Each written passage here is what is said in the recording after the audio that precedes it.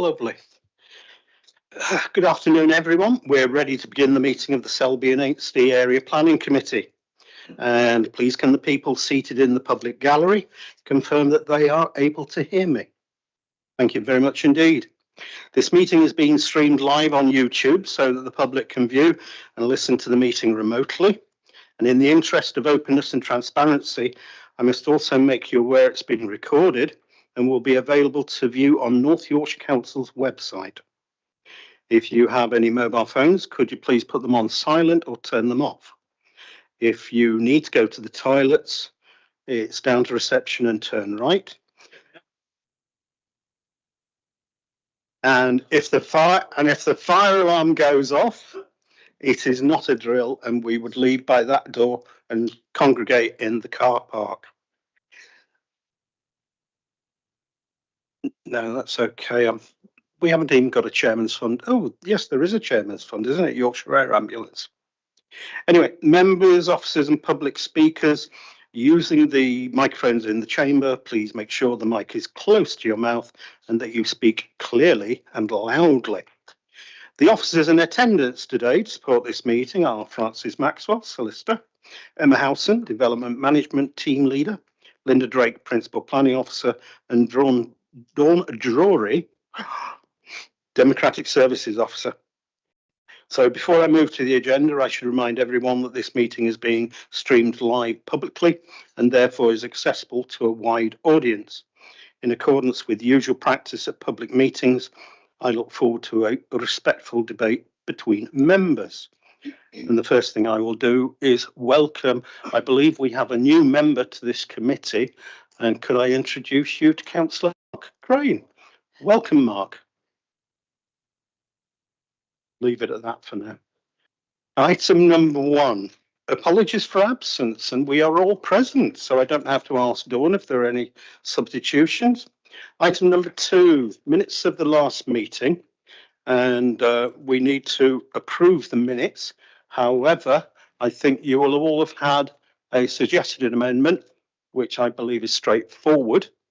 So if we can accept that amendment, can I see... Thank you, Councillor Shaw-Wright proposing. I'll second. All those in favour? Clearly carried. Declarations of interest. Do any members have declarations of interest? Councillor Arthur. Yes, Chair. It is in my division, and I've had representations from both the applicant and from the parish council about the time it's taken to come before the committee, but I haven't expressed an opinion, so I will be able to stay and vote and speak. Thank you very much for that. Nobody else, in which case, can I also confirm that there is an officer update note? And thank you very much for that, and I believe you will all have read that. So swiftly moving on to item number 4. This is the one application we have before us today, Land Off the Fozzards, and I'm going to ask Linda to present.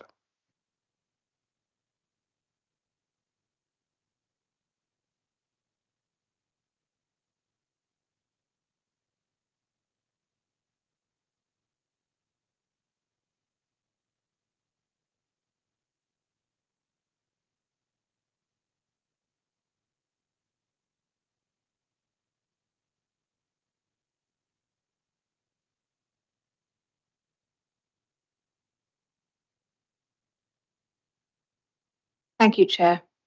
Right, yes, this application is a full application for 20 dwellings at Osgoodby for site roads and associated drives, parking and landscaping. This is the site which is at south of the Fossards, which is accessed off the A63. St Leonard's Avenue is to the west and Selby Garden Centre lies to the east. The site is currently agricultural field and slopes gently south, and the majority of the site is in flood zone 1 and the very southern tip is in flood zones 2 and 3. The existing development limit for the settlement is shown by the yellow line. This is the site, just for a bit of context. So you have the Hull Road A19, A63 roundabout, And so this is to the east of it, the site shown in red and blue. And then Selby Garden Centre is shown in yellow. Planning permission was granted in 2019 for redevelopment of that site. And then more recently, the site edged in orange, where the SEND school was granted in 2024. So this is the application before you. The site was a draft emerging plan allocation, OSGBC, in the now ceased Selby local plan. It had an indicative capacity in that plan of 20. The application as it was submitted was for 25, but that was since revised to 20 units. Another amendment, that site layout change, a number change includes pulling dwellings in from the western boundary, and also some changes to the houses themselves. But as you can see, the site is long and narrow, therefore any major changes to site layout are very difficult. So the layout is as shown, and it echoes St Leonard's Avenue to the west. The plans that we have show dwellings either side of a central access road leading from the facade. Where we have buildings facing onto the eastern boundary, which here is to the north of the picture, they are facing the boundary, but where they back onto St Leonard's Avenue, the dwellings have been orientated to be gable end, and therefore improving and retaining amenity. There's been retention of boundary trees where possible. Only 2 ash are to be removed, and new hedgerows are being proposed. The dwellings that's proposed reflects the area. They're all brick and tile, and so this is a proposed 2-bed dwelling, a 3-bed dwelling, and a 4-bed dwelling. So turning to the photographs, this is the site entrance from the A63 looking west, and then from the opposite direction. Where the car is the access to the facades. And then that's looking straight down the facades to the site at the end and closer to it. In terms of highways, the highways, they have no objection to the proposed layout subject to conditions. So within the site, this pans around. So this is looking towards the north to the rear of the buildings on the facades, and then panning round to the east. That is the garden centre with existing hedgerows. As you can see, they're quite sparse at the moment. Existing trees, these are to be retained other than an ash. And then panning to the south, these are the long distance views. And then panning round again, this is the rear of the rear of St Leonard's Avenue to the west. And then moving up to the rear of those properties. And then that's towards the back of the facades as well. The tree shown in this picture will be retained. I think it's actually within the neighbouring property's garden. And then that's the facades again. Just out of interest, this is a view from the public footpath, which is to the east of the site, down adjacent to the SEND school boundary. And you can see long distance views of the proposed site. You can just about see the existing line of dwellings on St Leonard's Avenue and the gable end of the garden centre building as it stands. So that's my presentation for you, Chairman. There was a committee update for you, just to note that there were a correction to paragraph 7.2, replacement of a word with compliant. And then just to let you know that we have additional comments from an affordable housing officer confirming the location of the proposed dwellings as being acceptable, and asking that dwellings are provided as social rent, as this is the greatest need for the area. The recommendation is to approve, subject to conditions as set out in the report, and a completion of a 106 agreement, which will cover open space, affordable housing, biodiversity net gain, and provision of waste and recycling facilities. And that concludes my presentation. Thank you. Thank you very much indeed. Do we have any questions? And Councillor Lunn is straight off. Thank you, Chair. Can we assume that the small amount that is actually in flood zone 3 is not being built on? Absolutely. Zone 3, let me just show. Yeah, this probably shows it best. There's a blue line at the bottom, which I'll try and show with the cursor, and that identifies where the flood zones change. And the Environment Agency have been consulted, and they're satisfied that the proposal is acceptable, subject to no built form there. So there is a condition recommended to remove permitted development rights for garden structures and extensions within that part, so that going forward, that is maintained. Councillor Arthur. Thanks, Chair. I've got a few questions. The first one is paragraph 1.3 of the report. The Town Council have raised concerns about additional vehicles turning into and out of the estate due to the proximity to the A19 to A63 roundabout. Have any steps been taken to mitigate these concerns? Our highways officers have looked at the proposals that have been put forward and have assessed them, and they have not raised any issues of that particular junction and the capacity of that junction. The second one is paragraph 7.8 of the report. What would be the condition on the surface water drainage, and has this been addressed from Yorkshire Water?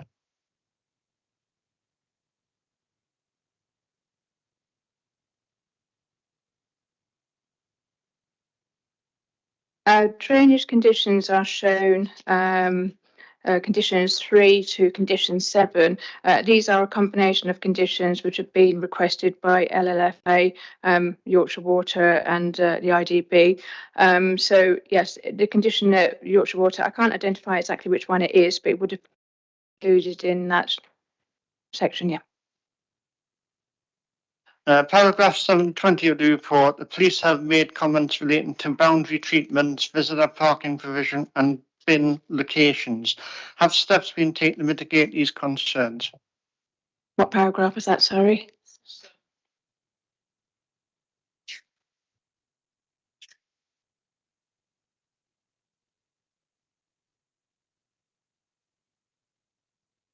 Yes, they would have been passed on to the applicant and they would have addressed them as part of the proposal. Yeah, with regards with boundary treatments, is to make sure that the properties are secure going forward. Visitor parking is provided and that's an acceptable location. Likewise, bins. And finally, in paragraph 1088 of the report, the developer has provided a contribution of £65 per dwelling towards recycling and waste. Is this enough to provide all 4 different types of bin to each dwelling? And if not, what will be done to address that? The figure there is the standard figure that has been requested across the board on any application that comes forward. So that's as much as we can request for a developer at the present time. Okay, thanks. That's it from me, Chair. Thank you very much. Councillor Warnican. Thank you, Chair. Going to the update, the consultee comments from the Affordable Housing Officer, is that something that would appear as in a condition? How can we ensure that there's for social rent? And that will take place as part of the section 106, right, where it's set out the tenure. So do we have to have that into the decision? No, that would just be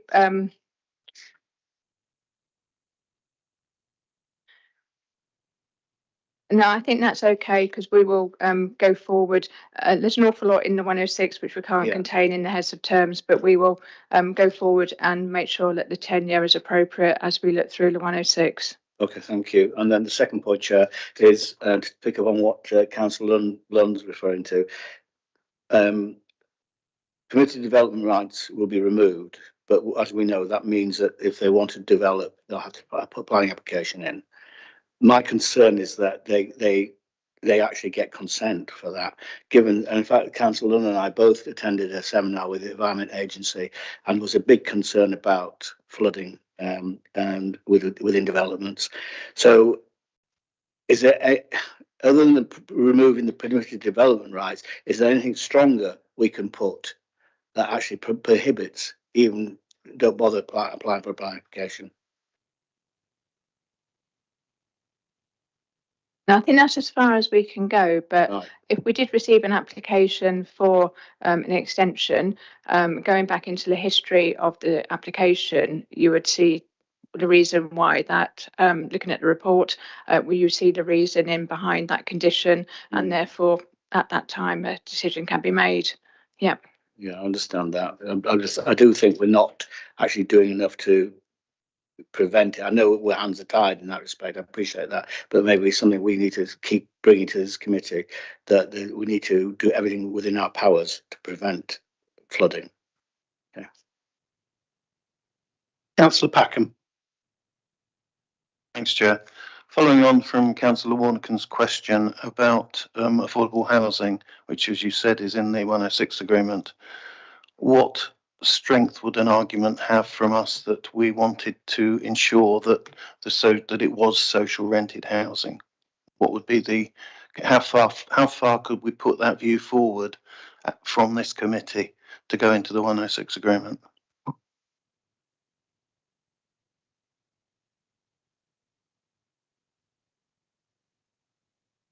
I mean, we can add it in if you want to belt and braces.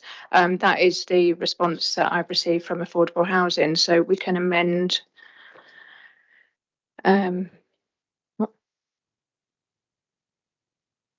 we could put it forward in the resolution so it's minuted.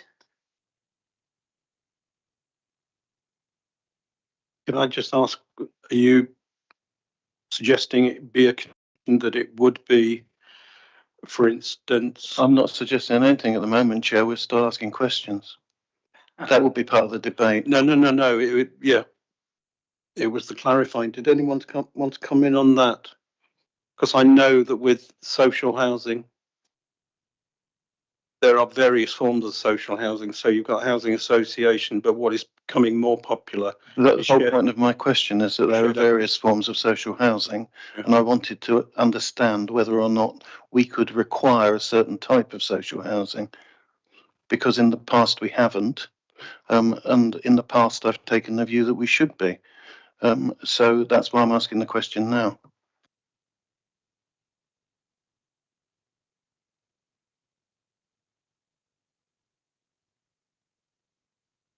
If it's being put forward as a consultative comment and the planning officer is recommending to members that that be taken up, then as it isn't in the heads of terms, it could be added as members adding it to the resolution that it would be subject to the section 106 containing provision for affordable housing to be social rent. Otherwise, it would be a negotiable matter as far as I understand it. Okay, Councillor Crane. I'm on the subject of affordable housing, but from a different point of view. It says 20%. It always worries me that there's 20 houses. We get 4 2-bedrooms affordable and 16 3 and 4 bedroom detached that are the non-affordable, in which case, in my view, that is not 20%. And we condition it so that we get a fair 20%.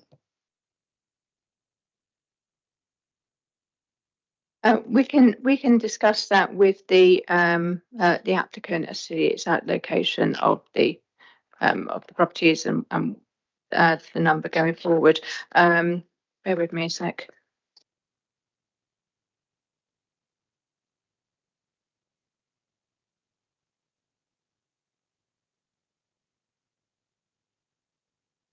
That's what I was after. Thank you. Yeah, sorry. Yeah, so the mix of dwellings proposed is 6 2-beds, 10 3 and 4 4. So even if there were 2-bed affordable units, you would still get a mix of market housing. You still get some 2-bed as well as 3 and 4 bed.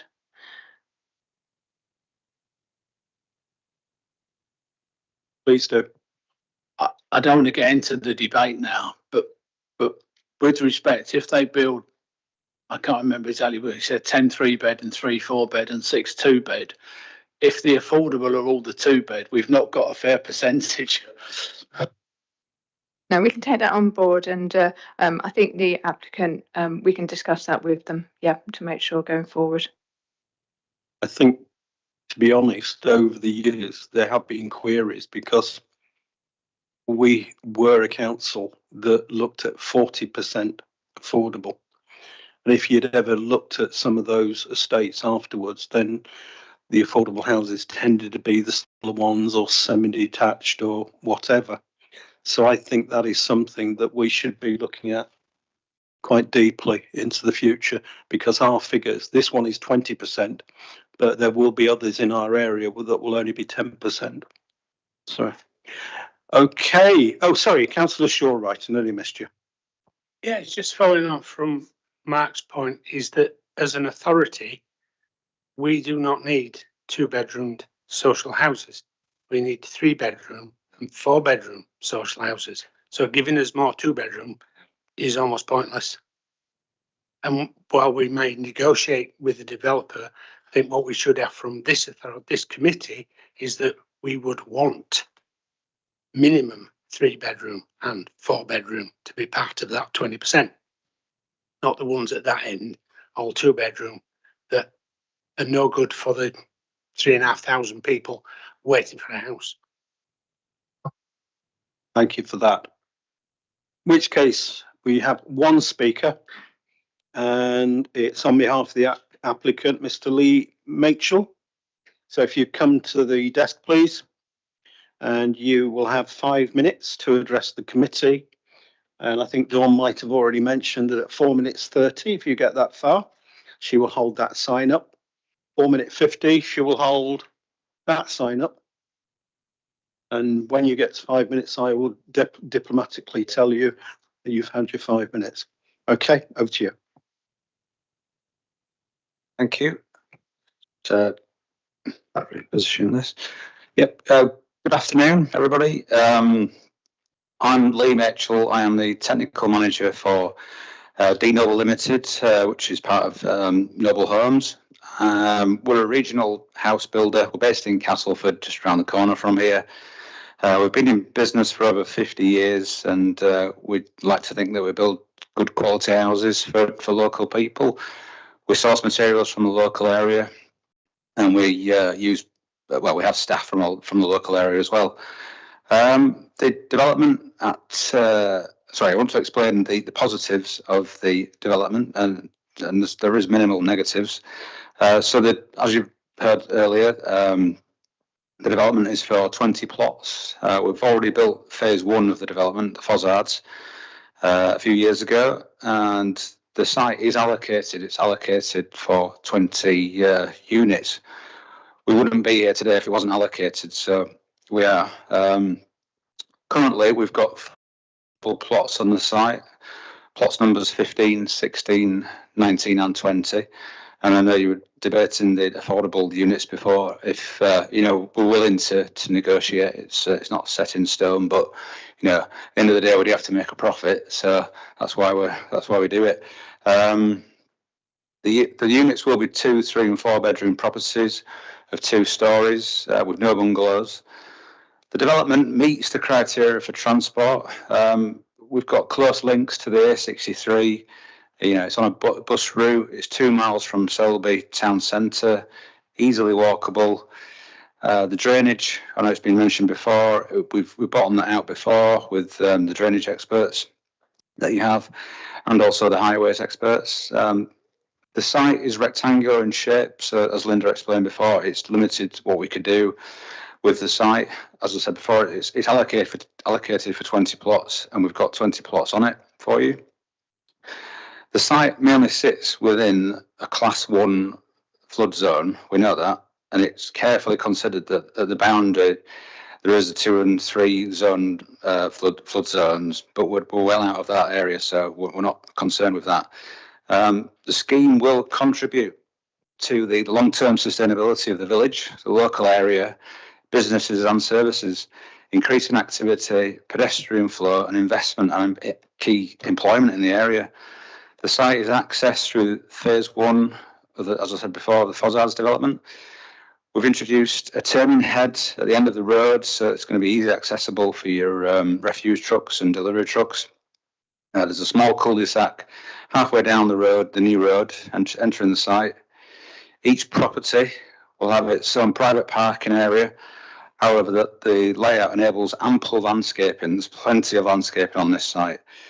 The development meets the biodiversity net gain requirements, which we have to meet, we have to pay for, or we have to find local ecology that suits us to in addition to bolt onto the site.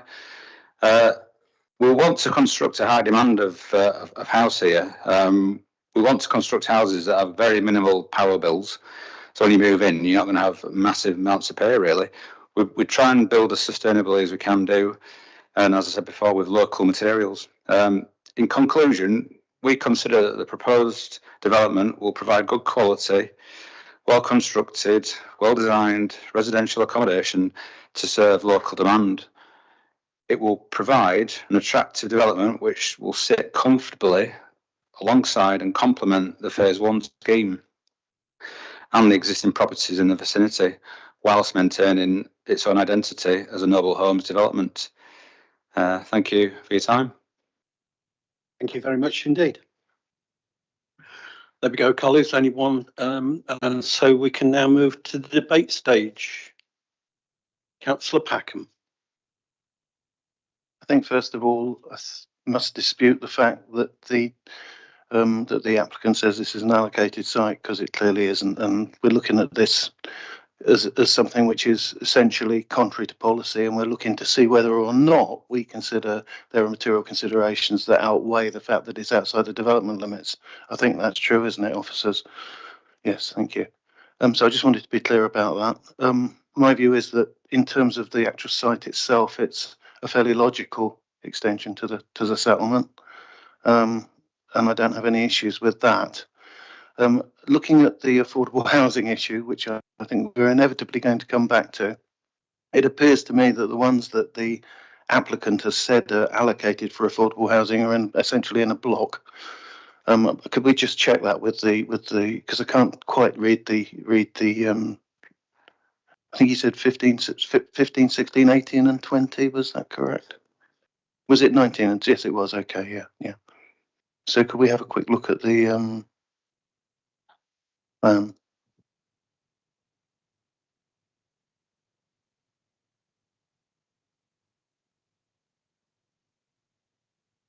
sorry, but I think this is a point that's clear we all think is important, and I'd like to make sure that we're happy about it.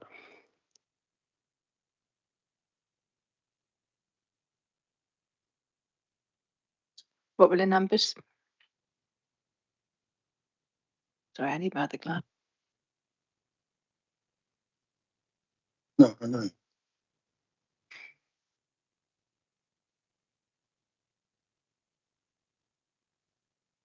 They are numbered, yeah, I think. I'm sure they are, yeah.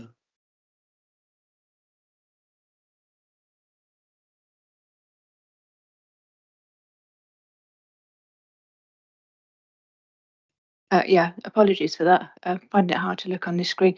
So it's these two here, that's 15 and 16, and then 19 and 20, which I believe are the other two. They're these two here. Right, okay. So they are spread out a little bit. And are those all 2-bedroom houses? I think so, yes, I believe so. Right, okay. Well, in that case, I'd like to say that I don't have any issues with the recommendation, but I do have an issue with the affordable housing. I think the point is that we need to see a mix of the types of affordable housing in terms of the size. So on the basis of that, we've got 10 3-beds, for example. It would be quite simple to have a 3-bed house in that mix. Be quite possible to have a 4-bed house in that mix. I want to know how far we can take it as a committee if we approve this. A, to make sure that it's social rented, and B, to see that it's a mix of house types. Thank you.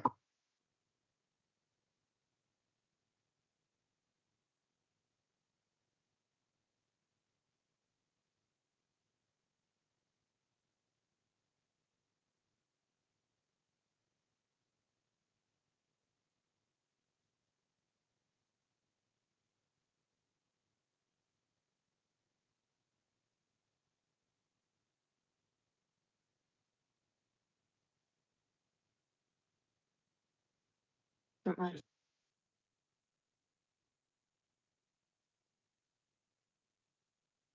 Is this one working? Perfect. It's too close now.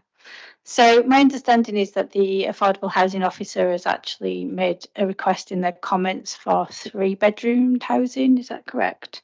So if we don't feel the mix is acceptable, then my understanding would be we could go back and request that there's a scheme in terms of affordable housing. I think that would have to be done, I think that'll have to be done as a deferral and not as we can't then go back to do it under the section 106 because it would alter the plans that we were approving.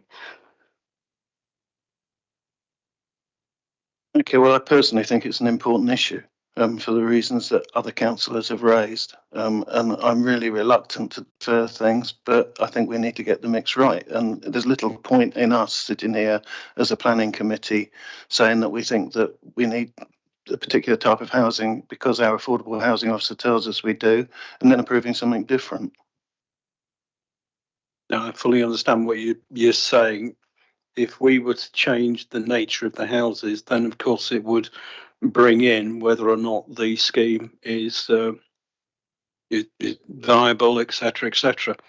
On a long, I accept that, George. No. I'm just saying that on a longer term, I've always been led to believe that the officers know what type of houses we want, which is what Councillor Shaw Wright was basically saying what they weren't doing.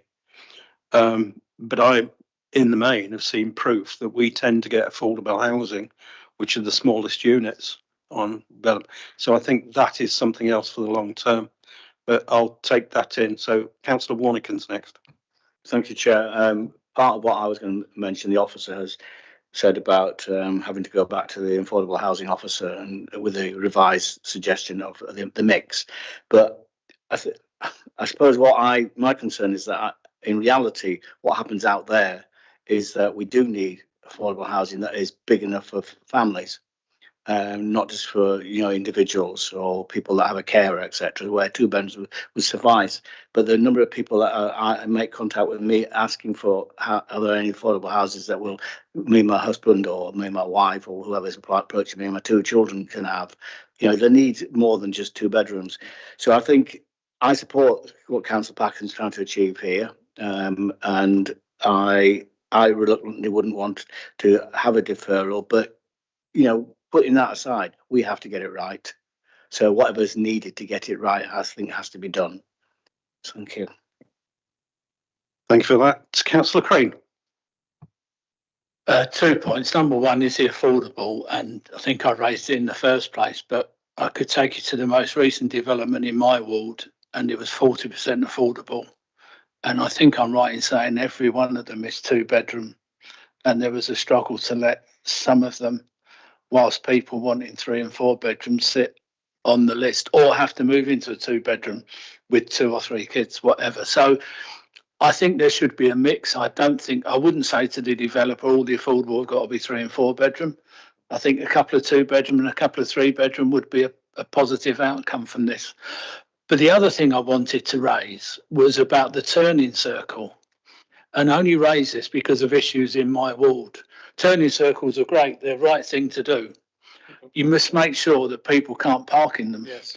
Because I could take you to somewhere in my ward today where the bin wagons have one hell of a job because a couple of people have decided to park their vans permanently in the turning circle and our bin wagons cannot turn. So I'm all for the turning circle. I'm going to support the application with the amendment of the affordable, but we must make sure when we have turning circles that they remain turning circles and they don't become parking spaces for people who've got 3 and 4 cars, including a van, and our bin wagons and other vans cannot turn. Thank you for that. Councillor Shaw Wright. It was just reinforcing the 2 and 3 bedroom because it says we should look at our own data on housing needs. And if we look at our own data on housing needs, it's 3 and 4. In fact, in my ward, 5 will be very good, or 6-bedroom houses for some of the buggers who have lots of kids. So is it just having more and more 2-bedroom just simply don't work because we can't let them. the housing associations can't let them, and they end up going back onto the open market as open market housing. And I won't for 1 minute suggest that's what the developer does, but it just seems very coincidental. And I totally agree with Mark about turning circles. Some of the new build we've got in Barlby through the day when everybody's out at work, they're brilliant. Go back when everybody's packed up and you can't shift. I'll come back to Councillor Warnican. Yeah, just to add something into the melt, Chairman, in terms of the affordable and the mix. I see what happens is that if you have a batch of affordable that aren't really needed, then you lose the concept of finding places for local people, and the net's casted further away. Whereas if you actually have affordable properties that the local people need, you'll stick to that policy more effectively. Councillor Arthur. Yes, Chair. In addition to the social housing, I've got a few concerns about this. Firstly, it's being done on prime agricultural land. There's a lack of public transport from the Osgoodby into Selby. I know there's a lot from Selby to take you out of Selby, but it's getting there in the first place. People are going to have private cars on the whole to be able to get into Selby. It's being built on a potential floodplain. Some of the properties are in close proximity to properties already in existence, creating potential privacy issues. And finally, the fact that there's some adverse local landscape and visual effects on the development, encroaching into the countryside, conflicting with the development plan. So I'm struggling with this one. Right, okay. Dare I say, apart from Councillor Arthur, I think I'm getting a feeling, and I think my gut feeling is that deferral would be the best way forward. I know I don't like doing that, but the thing is that different people are saying slightly different things, and I think personally we would need planning officers to talk with the applicant to find out what we could get in affordable houses, but I'm happy for other people to come in. Councillor Packham. Yeah, I just wanted to say, Chair, that I think that the way we've debated this application has shown something that we probably need to do more in future, and which we should have probably done more of in the past, and that is to question the affordable housing mix. What I would suggest is that I hope officers have heard the debate, and that when they come to us with affordable housing proposals in future, they tell us how they comply with what the affordable housing officer has said and what agreement they have been able to reach before the meeting to comply with the affordable housing officer's requirements before we actually get to see it. That would be really helpful. We wouldn't then end up with this debate. We might still have the debate, but it would be a little bit easier of a debate than the one we've had. Thank you. So in that case, are you sort of agreeing with my way forward? Okay. Anybody else want to come in on that? Councillor Arthur. Yes, I can support deferment of this too. Thank you for that. In which case, my proposal would be for deferment. But as I say, councillors discussing with the applicant the nature of the affordable housing they would be able to provide. And dare I say, at the end of the day, they still have to make a profit, otherwise they're not going to build it. And then it would be up to us to find out, to decide whether or not what he's proposing, whether that's still acceptable. But in the future, I think messages have got through, and we do exactly what is happening, because the worst thing to do is to build houses that people don't need. Okay. Are you happy with what I put forward, please? Yes. Oh, yeah. Yeah. Oh, yes. If officers are happy with that, they'll have noted down that they need to go back and discuss and also pick it up with the affordable housing officer as well. Councillor Craig. I would just like when we go back to say that we're looking at it positively with only changes to the affordable housing, because I wouldn't want to go to pins on non-determination on the basis that we won't make a decision. I think we've looked at this application very positively, and with the exception of affordable housing, it would have got the thumbs up today and will get the thumbs up when the affordable housing is slightly changed. Thank you for that. In which case I'm proposing, do I have a seconder? I think I just said what it was.